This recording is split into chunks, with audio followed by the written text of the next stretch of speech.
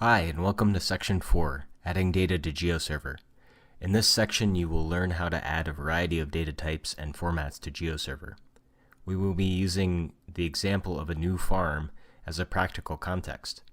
This will prepare you for adding your own data to Geoserver. We'll start off by introducing the practical farm example. We'll look at Geoserver data stores and how to manage these. We'll create our first store from GPS data.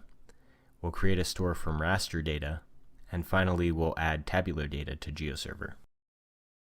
Let's get started on the practical example, using geospatial for managing a new farm. You'll come to understand why we are using this practical example.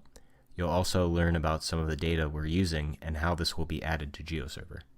While the example of managing a small farm may be directly relevant for someone in agriculture, it is also conveniently germane to managing a jurisdiction such as a municipality, a campus such as a university, or a private office park, or a resource area like a forest.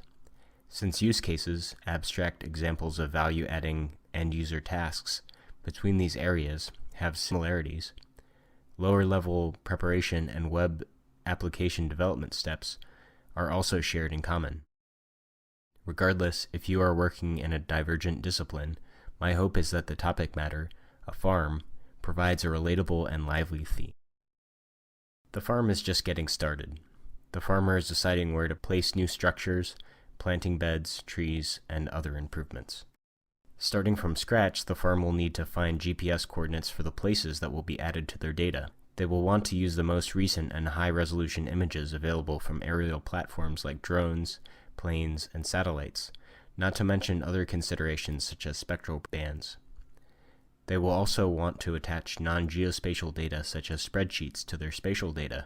This is why we'll be covering the process to prepare and add GPS data, raster imagery, and tabular data, respectively. Adding specifically formatted data to Geoserver is easy. Notice I said specifically formatted. Out of the box, Geoserver is not very tolerant of diverse formats, even when it comes to a single format, such as GeoTIFF. The data must be prepared with respect to Geoserver capabilities, which is why we'll be covering step-by-step methods for preparation in this section. By the end of this section, you will understand how to do the careful preparation and configuration that is relevant to your purpose.